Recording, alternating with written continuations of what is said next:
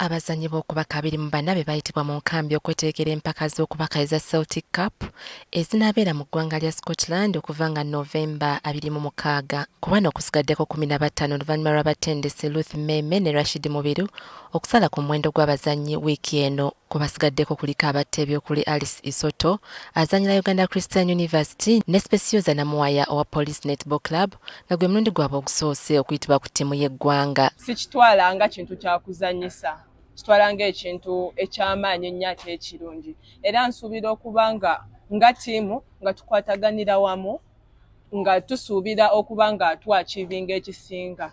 Embeera eri nnungi, our coach is good.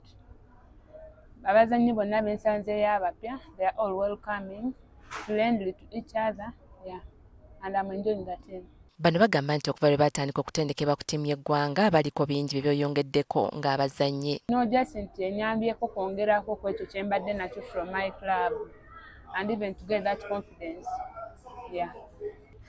Ng'omuzannyi neeyongeddeko okuba nga nkwatagana n'abantu abalala bwe mbadde simanyi, kuba kiba kizibu okukwatagana n'omuntu like gw'obadde waakasisinkana, naye ate nze kinnyambye nnyo okuba nga nsobola okukwatagana n'abantu b'ensanze from different clubs, ate n'ekirala okuba nga gaininga more confidence. Batuulidde n'ensonga lwaki balowooza nti ku mulundi guno baasobodde okubeera ku ttiimu ya She Cranes.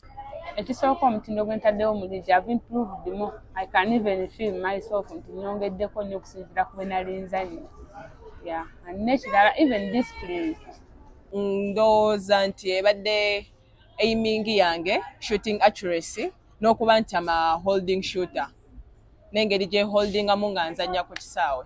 Mu mpaka za Celtic Cup, Uganda yakuttunka ne Wales, Scotland, Northern Ireland, Zimbabwe ne Namibia. Regina Naluja, NTV ku ssaawa emu.